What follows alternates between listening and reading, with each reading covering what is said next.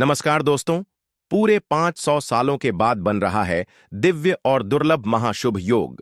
27 फरवरी 2025 अमावस्या के दिन यानी फाल्गुन अमावस्या के दिन चुपचाप गाय माता को खिला दें। यह एक छोटी सी चीज रोडपति भी होंगे, करोड़पति मिलेंगी, सभी संकटों और कष्टों से मुक्ति, मृत्युदंड, पितृदोष तुरंत हो जाएगा खत्म, आपके पितृ हो जाएंगे आपसे प्रसन्न और आपके घर में पूरे साल भर बने रहेंगे। अन्न धन के भंडार यूं कहे कि आपकी 7 पुश्तें तक करेंगी।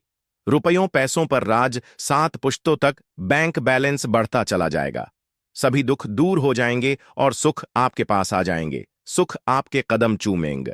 यदि आप यह एक छोटी सी चीज गाय माता को खिला देते हैं फाल्गुन अमावस्या के दिन यानी 27 फरवरी, इतना दुर्लभ संयोग है पूरे 500 वर्षों के बाद। जी हां दोस्तों, यकीन मानिए, यदि आप इस एक खास चीज को, छोटी सी चीज को फाल्गुन अमावस्या के दिन गाय माता को खिला देती है तो तत्काल गरीबी आपके जीवन से एक समाप्त हो गई, खत्म हो जाएगी। गरीबी का नामो निशान खत्म हो जाएगा, पितृ प्रसन्न हो जाएंगी, यह मान लेना। यदि आपके पितर आपसे प्रसन्न होंगे तो फिर आपको कुछ करने की आवश्यकता नहीं है। मित्रों को प्रसन्न करना है, इतनी दुर्लभ संयोग में है। इस बार मधु में अवश्य तो दोस्तों, यदि चाहते हैं कि जीवन से तत्काल गरीबी समाप्त हो, पितरों की आपके ऊपर कृपा बरसी, कभी भी अनंत धन की कमी आपके घर में ना हो, बैंक बैलेंस 7 वीडियो तक आपके घर में बना रहे, तो दोस्तों वीडियो को पूरा देखना, यकीन मानिए। यदि आप पूरा वीडियो देखेंगे तो आपको अवश्य ही लाभ मिलेगा और साथ साथ आपको भगवान विष्णु जी की कृपा तो प्राप्त होगी। आपको 33 कोटि देवी देवताओं को धारण करने वाली गौ माता की भी कृपा आपके और आपके परिवार के ऊपर संदेह बनी रहेंगी। दोस्तों, अपने और अपने परिवार के फायदे के लिए पूरा वीडियो देखना, क्योंकि पूरे 500 वर्ष के बाद बहुत ही दुर्लभ संयोग में है इस बार फाल्गुन अमावस्या। तो दोस्तों, गाय माता से जुड़े इन उपायों को बिल्कुल भी करना ना भूले। जिस प्रकार इस वीडियो में हम आपको इन उपायों को बताएंगे, उसी प्रकार आपको यह उपाय करने हैं, तभी आपको 100% पूरा लाभ मिलेगा, पूरा फायदा होगा आपका और आपकी 7 पीढ़ियों तक कभी भी कृषि प्रकार की कमी नहीं होगी। दुख दूर हो जाएगी, सुख आपके कदमों में आ जाएंगे। यकीन मानिए, आप 1 महीने के अंदर करोड़पति बन जाओगे, माला माल बन जाओगे और गरीबी का तो नामो निशानी खत्म हो जाएगा और पितृ सदैव आपसे प्रसन्न रहेंगे। तो दोस्तों, पूरा वीडियो देखना। दोस्तों, वीडियो को शुरू करने से पहले वीडियो को लाइक करके चैनल को सब्सक्राइब कर देना और सच्चे दिल से कमेंट्स बॉक्स में जय गौ माता, जय श्री भगवान विष्णु अवश्य लिख देना, जिससे आपकी समस्त मनोकामनाएं भगवान विष्णु जी और गौ माता पूर्ण करें। और ये वीडियो को ज्यादा से ज्यादा शेयर जरूर करना, ताकि और लोग भी इस वीडियो में बताए गए उपायों से लाभ प्राप्त कर सके। दोस्तों, आपको बता दें, प्रत्येक माह अमावस्या तिथि आती है और अमावस्या का खास महत्व माना गया है, लेकिन फाल्गुन में आने वाली अमावस्या बहुत ही खास और महत्वपूर्ण होती है और इसके कुछ समय बाद ही पितृपक्ष की भी शुरुआत होती है।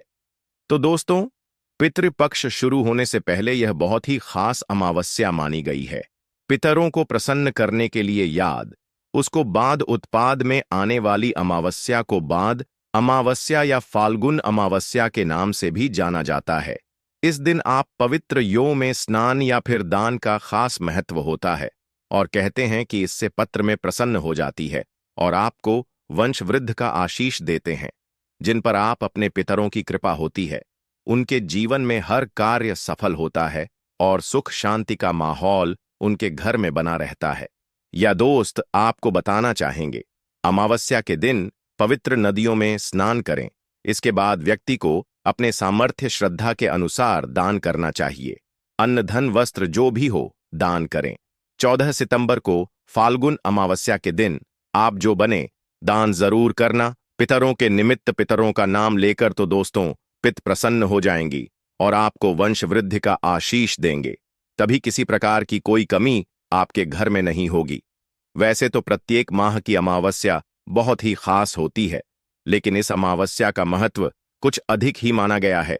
कहते हैं कि इस दिन पितरों का तर्पण करने से उनकी आत्मा को शांति मिलती है और यह दिन भगवान विष्णु जी का पूजा करने के लिए विशेष फलदायी माना गया है। तो इस दिन भगवान विष्णु जी की विधि विधान से पूजा अर्चना जरूर करें। आप साथ ही अमावस्या के दिन आपको पीपल के पेड़ की पूजा अवश्य करनी चाहिए। कहते हैं कि इस दिन पीपल की पूजा करने से सभी देवी देवताओं का आशीर्वाद प्राप्त होता है। अमावस्या के दिन यदि किसी पवित्र नदी में स्नान करना संभव ना हो तो आप घर पर ही नहाने वाले पानी में गंगा जल की कुछ बूंदें डालकर स्नान करें। लाभ आपको अवश्य मिलेगा, बहुत ही शुभ माना गया है।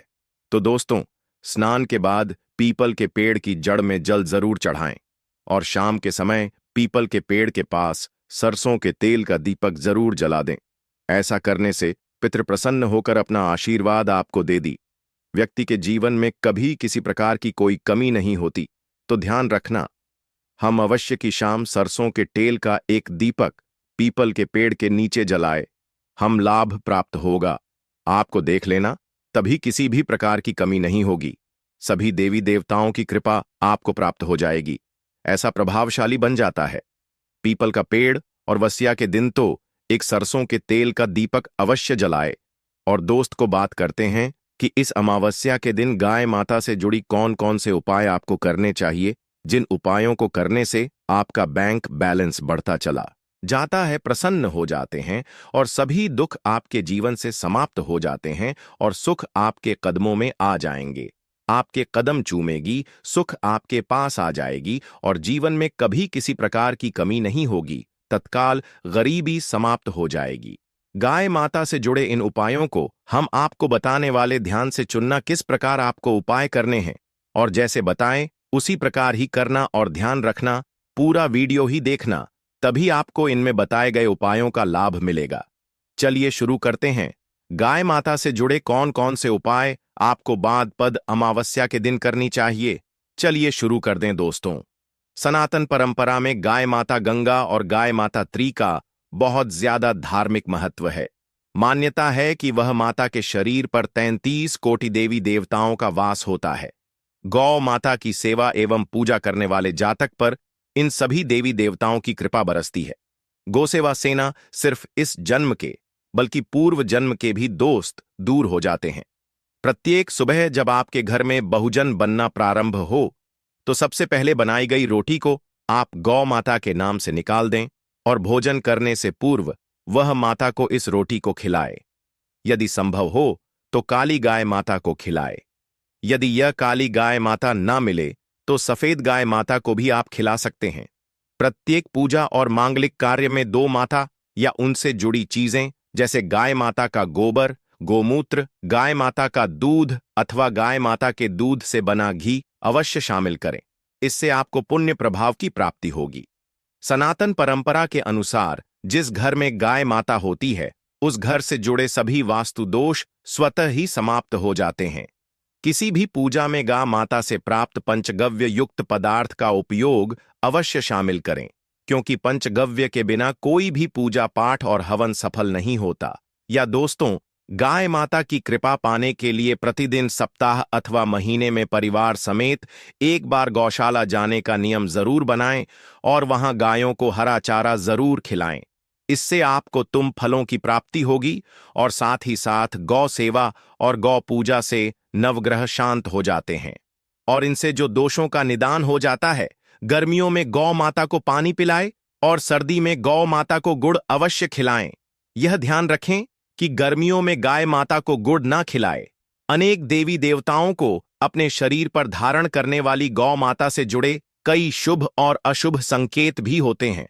मसलन गाय माता का दूध धोते समय यदि गाय माता ठोकर मार दी और सारा दूध बिखर जाए तो अपशगुन होता है। यदि कोई यात्रा पर निकल रहा हो और गाय माता अपने बछड़े को दूध पिलाती सामने आ आए तो निश्चित रूप से जिनसे यात्रा के लिए आप निकले हैं वे यात्रा आपके लिए अवश्य सफल होगी और वह का जिसके लिए आप निकले हैं वे अवश्य ही पूर्ण होगा। यात्रा पर जाते समय बाई और गाय माता की आवाज आना और रात्रि में गाय माता की हुंकार करना भी शुरू होता है। दोस्तों, सत्य साथ, गाय माता के साथ आप भूलकर भी यह काम ना करें, अन्यथा मिलता है घोर नरक और जीवन भर की परेशानियां।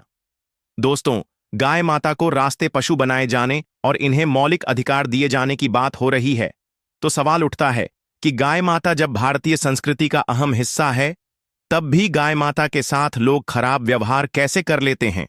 गाय माता दर दर भटकती रहती है, घर पेट इन्हें चारा तक लोग नहीं देते।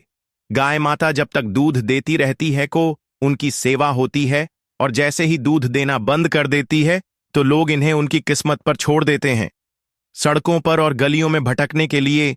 ऐसे में गोवंश जीवों को कोई डंडे से मारता है तो कोई उन पर पानी डाल देता है, कभी वाहनों से इन्हें ठोकर लग जाती है तो कभी बीमार होकर बेचारी एक गाय माता दम तोड़ देती है। ऐसे में जरूरत है इन बातों को जानने की कि गाय माता को लेकर शास्त्रों में क्या कहा गया है, गाय माता के साथ आपको कैसा व्यवहार करना चाहिए। या दोस्तों, गाय माता को कभी भी मारना पीटना नहीं चाहिए। शास्त्रों में गाय माता को माता का दर्जा दिया गया है। गाय माता को मारने पीटने वाला माता को मारने पीटने वाले के समान बाप का भागी माना जाता है। ऐसे घरों को नरक लोक में वर्षों तक कष्ट भोगना पड़ता है, अगले जन्म पशु योनि में मिलता है। कथा है कि गौतम मुनि ने गलती से गाय माता को डंडा मार दिया था, जिससे गाय माता की मृत्यु हो गई थी, और इस पाप से मुक्ति के लिए इन्हें वर्षों तक तपस्या करनी पड़ी। भगवान श्री कृष्ण जी ने बैल स्वरूप में आए वृतासुर का वध कर दिया था, जिससे मुक्ति के लिए भगवान श्री कृष्ण को पूर्ण तीर्थों को एक कुंड में बुलाना पड़ा, और इस कुंड में स्नान से वह पाप मुक्त हो गई थी। या दोस्तों, साथ ही साथ जो लोग पानी पी रही गाय माता को भगाते हैं, वे घोर पापी के बाकी बनकर नरक भोगते हैं। ऐसा पुराण में बताया गया है। जबकि दो लोग गाय माता के लिए प्याऊ और चारा बनवाते हैं, वह महाभाग्यवान होते हैं। ऐसे लोग घोर पाप से मुक्त होकर स्वर्ग आ जाते हैं और बड़े ही धनवान कुल में जन्म लेकर सुख भोगते हैं, और साथ ही साथ आराम कर रही गाय माता को कष्ट देकर कभी भी उठाना नहीं चाहिए। कहते हैं कि जिस स्थान पर गाय माता बैठी है, वहां से नकारात्मक ऊर्जा समाप्त हो जाती है। गाय माता की बैठने की जगह को जो लोग नियमित साफ रखते हैं, वे पूर्व जन्म में किए गए जाने अनजाने में बापू से मुक्ति हो जाते हैं और गोलोक में स्थान पाते हैं। गाय माता को डंडा मारकर उठाना, पानी डालकर उठाने से मनुष्य पाप का भागी बनता है और अगले जन्म में उसे दर दर भटकना पड़ता है। और साथ ही साथ शास्त्रों में बताया गया है कि गाय माता का दूध उसके बछड़े के लिए होता है। गाय माता के सी बचा हुआ दूध ही मनुष्य को लेना चाहिए, लेकिन कुछ लोग एक बार गाय माता को दोहो लेन के बाद फिर से बछड़े के लिए बचा हुआ दूध भी दूर लेते हैं। ऐसा करना घोर पाप कहा जाता है। ऐसे दूध को दुखाने वाला और ग्रहण करने वाला दोनों ही पाप के भागी बन जाते हैं। दोस्तों, साथ ही साथ शास्त्रों में कहा गया है कि गोवंश यानी गाय माता और बैल के पीठ पर नहीं बैठना चाहिए। इनकी पीठ पर बैठने से महापाप लगता है। ऐसे लोगों को नरक की यातना भुगतनी पड़ती है।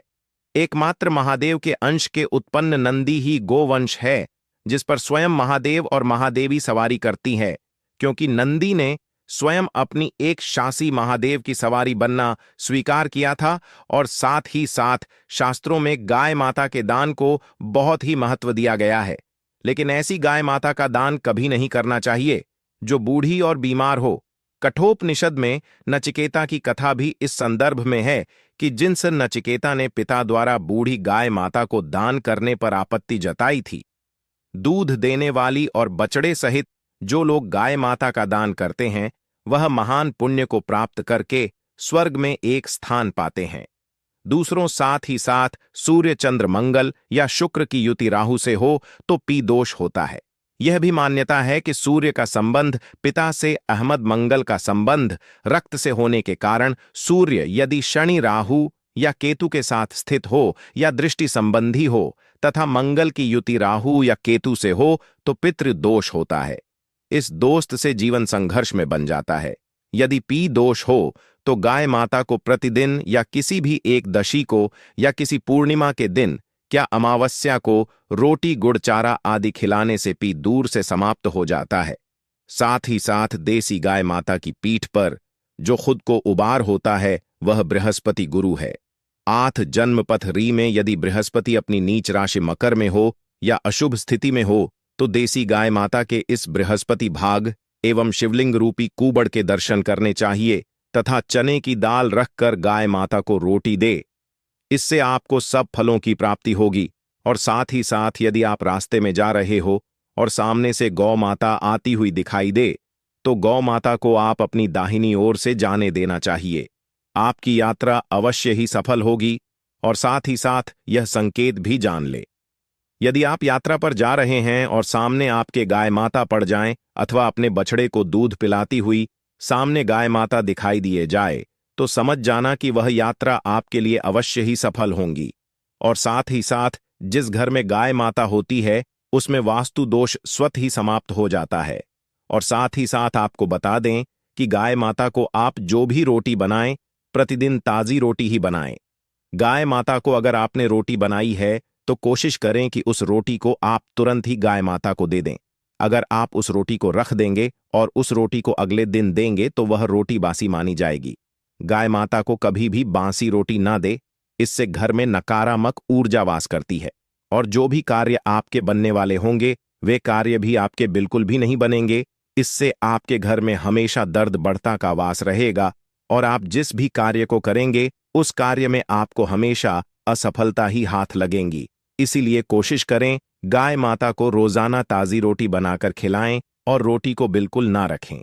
बासी रोटी गाय माता को ना दें और साथ ही साथ सड़ी गली चीजें गाय माता को नहीं खिलानी चाहिए। कि घर में कोई फल है, कोई सब्जी है, सो जाए वो लोग क्या करती हैं, गाय माता को खिला देती है। नहीं, ऐसा नहीं करना चाहिए। ऐसा करने से यदि आप गाय माता को खिलाते हैं तो और आप पाप के भागी बन जाते हैं। आप बिल्कुल भी सड़ी गली चीजें गाय माता को ना खिलाएं और साथ ही साथ आप आटे की 11 लोइयां बनाकर उनके ऊपर हल्दी लगाएं। इसके बाद आप उन 11 लोइयों को एक एक करके गाय माता को खिलाएं। प्रत्येक लोई को खिलाते समय गाय माता के सिंघों वाल गाय माता की परिक्रमा भी कर लें तो आपके समस्त कार्य होंगे।